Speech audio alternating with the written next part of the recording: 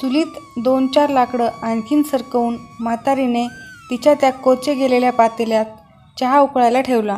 उकळत राहणाऱ्या चहाप्रमाणेच म्हातारीचं मनही आतून आतून ढवळून निघत होतं.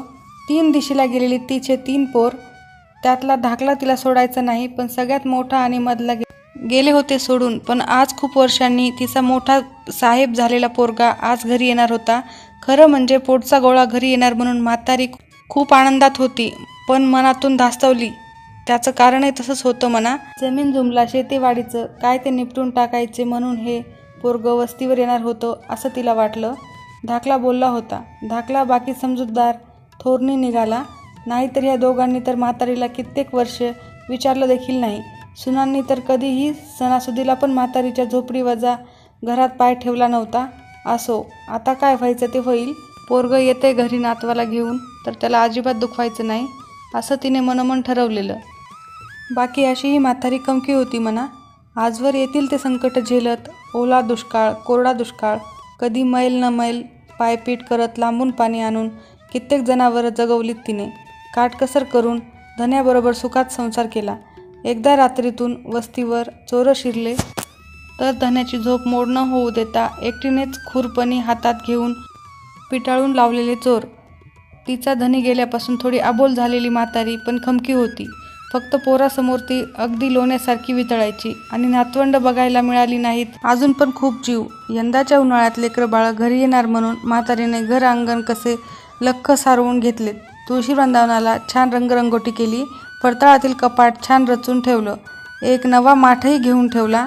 रानातले बोर, चिंचा, विलायती चिंचा, पेरू, पपई आणि काय काय आणून छान निवडून ठेवलं म्हातारीने नातवांसाठी. आताशा लांबवर नजर जाईल तितकी नजर लावत म्हातारी खाटेवर यायच्या वाटेवर डोळे लावून बसायची तासनतास. मधून चंदाचा हंबरण्याचा आवाज आला की ती उठून परत कामाला लागायची. एवढ्या मोठ्या जमीन जुमल्याची मालकीन असलेली म्हातारी गावातही दरारा राखून होती. धनी गेला म्हणून कधी हिंमत हरली नाही की संकटाला घाबरली नाही. उलट वस्तीला आधार वाटायचा. वस्तीच्या बायका पोरं अडीअडचणीला म्हातारीचा सल्ला घेत. खणखणीत आवाजात एकदा का म्हातारीने हाक मारली तर जागच्या जागी माणूस थबकून राहत असे.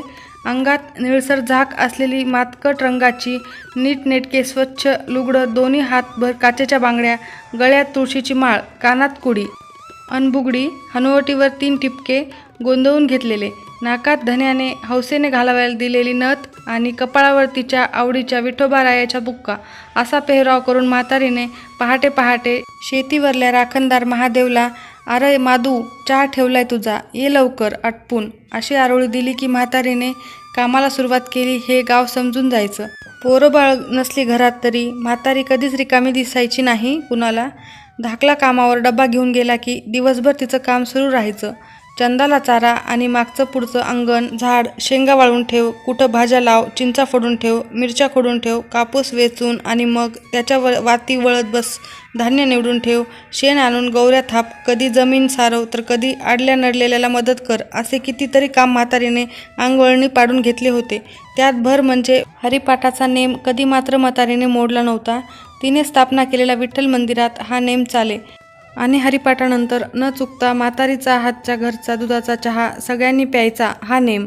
त्या चुलीवरच्या चहाची रंगत काही औरच, कारण मग त्या चहासोबत गावच्या वेशीच्या इकडच्या तिकडच्या गप्पा रंगत आणि 3 सांज झाल्या की सगळे आपापल्या घरच्या दिशेने जात. पुन्हा दुसऱ्या दिवशी चहाची वाट बघत. ह्यो कपभर चहा ह्या थकलेल्या जीवाला पाजून माझी ओंजळ समाधानाने भरून जाते हो असं म्हणत म्हातारी आनंदाने सगळ्यांना चहा पाजायची. ह्या चहानेच बांधून ठेवलेत माझ्या माणसांना, लय काय नाही करत मी म्हणून ती वेशीच्या वासुदेवाला चहा पाजायची.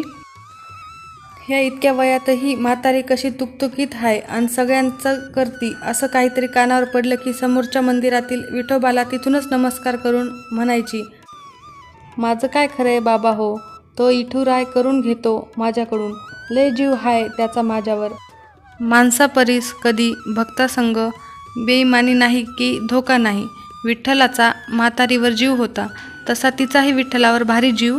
जीव ओतून ती त्या एकसंग काळ्या पाषाणाला मनापासून पूजायची. सणासुदीला काही गोडधोड केले की पहिलं नैवेद्य तिच्या विठुरायाला दिल्याशिवाय ती पाणी देखील प्यायची नाही. थंडी असो, वारा असो की ऊन असो, तिच्या विठ्ठलाची ती खूप काळजी घ्यायची. त्याच्यापाशी मन मोकळं करत गप्पा मारायची. काही अडलं नडलं तर विठ्ठलाशी एकरूप होऊन बोलायची तासनतास. भूपाळीला, काकड, आरतीला तर लोकांना सांगायची, बघा माझ्या इठुराया कसा बोलतो माझ्याशी. म्हणतो माणसानं माणसाशी माणूस वागावं, अडल्या नडलेल्याला मदत करावी, आंधळ्याचा डोळा बनावं, लंगड्याचा पाय बनावं, मदतीला धावून जावे, कुणाची तरी काठी होऊन जगावे. लोकांनाही मग खरं वाटायचं म्हातारीचं.